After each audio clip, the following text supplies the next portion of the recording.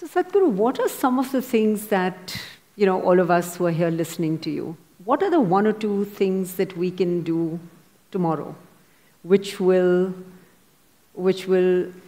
increase this level of awareness, perception, thoughtfulness? Oh, you're talking about a takeaway, huh?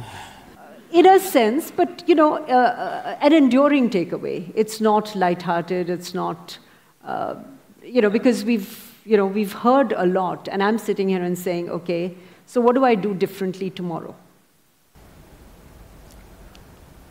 Let's say to learn ABC, the 26 alphabets, at least if you learn the Indian languages, 54, whatever, 26 alphabets. How long did you take to learn to write them properly in their proper order and use them whichever way you want? How long did you take? Oh, I'm still at it. A long time. At least 3-4 years minimum. Yeah. To learn to make sentences and use the way you want, maybe you took 12-15 years. Much longer than that, yes. So you gave so much just to learn some wordcraft. But to know something about the fundamental nature of your existence which could just change you dimensionally, you want to know it in 2 minutes. Why are you so unfair? No, I only want to know where to start in 2 minutes. Okay. Where to start? Just do this much. Before you go to bed today, one thing is, every hour, okay, remind yourself. Right now, it's going to be 8 o'clock, remind yourself, wow, I'm still alive. No, don't laugh. So many people who go to bed today will not wake up tomorrow morning. More than 1 million people on the planet will not wake up tomorrow morning. Tomorrow morning, suppose you wake up. Yes, who knows? You always think it's not me, it's going to be somebody. Very cruel. Tomorrow morning if you do wake up, first check, am I really awake, alive? I'm still alive, wow. Don't have to do anything, don't scream or something. At least one big smile, okay, I'm still alive. Over 1 million people didn't wake up tonight, but here I am, alive. Fantastic or no? What is the biggest thing in your life? You're alive right now. So, you're still on tomorrow morning, just one smile, wow. Then maybe there are 2, 3, 4 people who matter to you much in your life, just check, he and she and that one and this one is alive. All alive, great. If 1 million people died tonight, which they do every night, at least 10 million people lost somebody who was dear to them. But none of those who are very dear to you are gone today. Fantastic or no?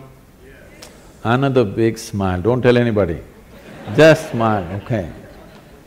Great. 8 o'clock in the morning, wow, 8 o'clock, still alive. Every 1 hour, just do this exercise, okay? Every 1 hour, just remind yourself, check, on.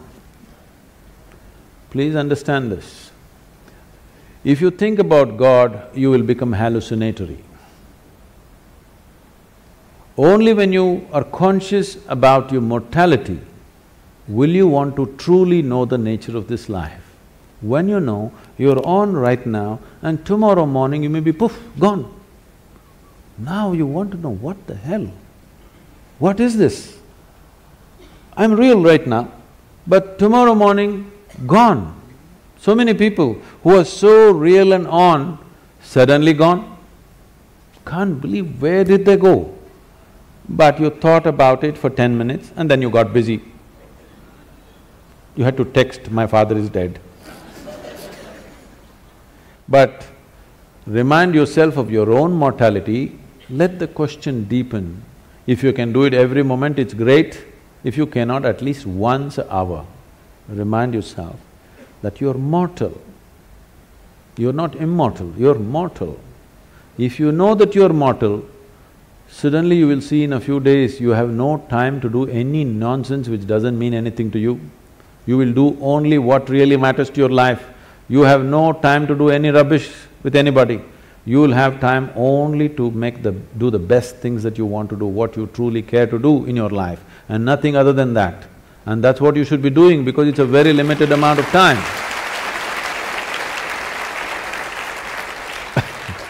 I want you to know, it's a very brief life. That is if you're a joyful person. If you're a miserable person, of course it's a long life. So, if you're joyful, if you live for 100 years, it's gone too quickly. If you're miserable, what a long life you will live, you know. So it's a very brief life. You should not be doing anything other than what truly matters to you, isn't it? Yes or no? Yes. But you're doing so much nonsense which doesn't mean anything to you simply because you think you're immortal. Otherwise, people are saying, no, I will live up to 80, maybe 100, so I will do this at 70, I will smile at my neighbor when I was 75, you know, when all my work is done. When all the property issues are settled, after that I'll smile at him. There is no such guarantee. Has anybody here come with a guarantee card for 2 days? No, you could be dead tomorrow morning. I'm not wishing that, I bless you with a long life, but it's possible, right? Every day it's happening to a million people means, can't it be you and me tomorrow morning, I'm asking? Yes or no? Yes. If you are conscious of your mortality, becoming aware will naturally happen because the significance of being alive will blossom. You used all kinds of words which are straight from the American coast, mindfulness, awareness, mental alertness. No, you need to separate these things. Being mentally alert will help you to survive better. If I'm mentally alert, I can drive better, I can do my work better, I can do something else better. It's survival. Awareness is not about survival. When I first asked you the question, how do you know that you're here? You went around and then you said, I'm conscious. Only because you're aware, you're alive. Your awareness is aliveness, your aliveness is awareness. The question is only about how alive. Lot of people think if they're 50% alive, it's pretty good. Yes, you can survive 50%. But you need to understand, if we want to torture somebody, if you want to torture somebody, what would you do? You'll kill them? Suppose you got employment in hell, let's say. You are given the job of torturing people. What will you do? Kill them? Hello? No. No. Keep them half alive.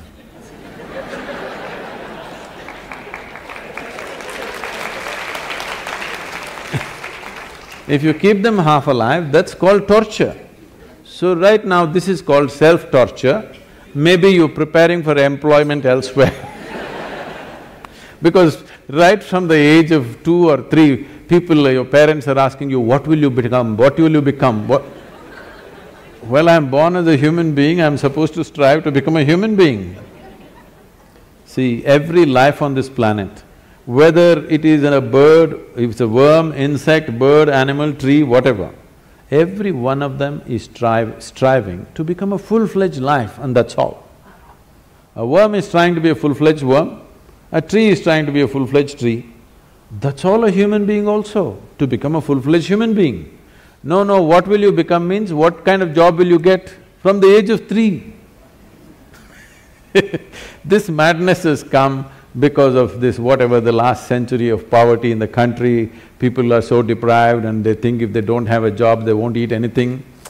You know, it comes from a certain poverty consciousness, we must pass it, that generation is past. Right now, if you have a few brain cells working, you can make a living. Yes? You don't have to be qualified for anything. If you have a few brain cells working in your head, you can make a living. That's not an issue anymore. There was a time it was like that, it's no more like that. It's time we leave that. It's not about what you will become, how you will be. What will be the experience of your life? Will it become the peak experience or is it just a mediocre nonsense? This is the question. Because once you have come as a human being, whatever happens, it's not enough, something more needs to happen, yes or no? You may think you're doing different things. The man who goes to the temple, the man who goes to the bar, the man who goes to work, the man who goes to conquer the world, every one of them is just seeking a larger slice of life. Some people go to the mall, some people go to the PDS, just like that. Some people think it comes free in the temple, so they go there, somebody else go to conquer the world, somebody go shopping. What is it that you're trying to do? Just trying to have a larger slice of life. But it doesn't matter, if you gather the whole world around you, you will not have a larger slice. Your larger slice will happen only if your ability to perceive is enhanced. If your ability to experience is not enlarged, then you can have everything around you, still your experience is the same. Modern life is just that. No other generation had the things that we are having around us. Most homes are looking like a warehouse. Because they're shopping trips, they don't know where to keep it, everything is falling all over the people, there's no place for the people, full of things. But does it bring well-being or happiness or anything? No. You cannot determine the experience of what's happening within you from outside. It has to happen from within. And it is how enlarged your experience is how big your life is. Not about socially how big people think you are. That may work socially a few things for you, but it doesn't work in terms of life. So when we say awareness, we are talking about the essential ingredient of life, because only because you're aware, you're alive, isn't it so? Yes? Now the question is, how alive? If we have to use an analogy, right now this light is, blinding me. Now, if you reduce the voltage, it'll be like this, it'll light up only that much. But they want it to light up everything, so they turned up the voltage. So if you turn down the voltage, you'll see only this much, if you turn it up, you'll see that much, if you really turn it up, you'll see the entire hall. Awareness is the same thing. Because you're conscious or you're aware, you know something. If you become little more aware, you will know something more. If you know little more aware, something more. All these words are connected. Prajna, the word guru, all these things are connected because prajna means you're conscious. Because you're conscious, depending upon the intensity of your consciousness, accordingly your vision of everything around you is enhanced. Now the word guru means, gu means darkness, it's a four-letter word, Ru means dispeller. So a guru is not supposed to teach you something, he is not supposed to give you a philosophy, not supposed to give you an ideology. It is just that he is supposed to throw little more light. Little more light means, if suppose this hall is dark and you're only able to see the first two rows, you're not able to see them. If I flashed a torchlight, you saw, oh, all those people, the whole world out there. But I switched off the torch. Then you know, there is something, now I have to see. What do I need? I need a torch beam of my own, okay? This is the job.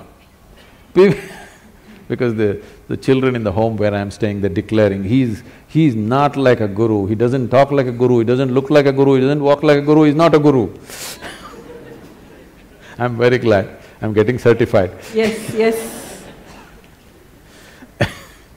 Now, about seeing everything the way it is, because if I want to walk through this, there are a whole lot of people right now, belief systems. You believe in God, all right? Now, I know in the corporate world, people have shifted this, I believe in myself. Which is somewhat misplaced, but that's okay. Both are misplaced, they produce different kinds of impacts. Absolutely. See, belief means what? Essentially, belief means you're unwilling to admit what you do not know as I do not know. Whatever you do not know, you believe. If you believe, what it does to you is, it'll give you confidence. Confidence without clarity is a disaster. Right now, let us say, I cannot see these people, my vision is not clear. But I have great confidence, I'm going to walk through these people. You know what I will do? I'll step over everybody and go, because I'm very confident, the whole lot of people like this. If my vision is clear, I will go through this without even touching anybody. If my vision is not clear, and I have no confidence, I will ask, please can somebody show me the way? But now I have no clarity, but I have confidence. It's a disastrous process. So believing in God, believing in yourself, believing in anything means, it's just a B word, you know. You're just bullshitting yourself about something that you do not know. Right, right. What is the problem? What I know, what I do not know, I do not know. What is the problem with this? If this much sincerity enters your life, come to this much. What I know, I know. What I do not know, I do not know. I don't believe anything, I don't disbelieve anything. I'm willing to look at everything.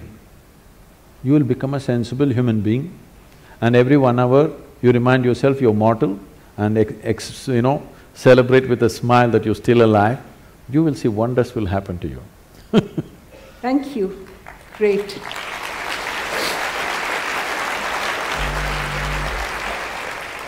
So even a free-flowing… It's 8 o'clock. No, we have more time, we have more time. I was just going to say… I'm not saying that, it's 8 o'clock, you're still alive, wow! We are all alive. That's the collective celebration.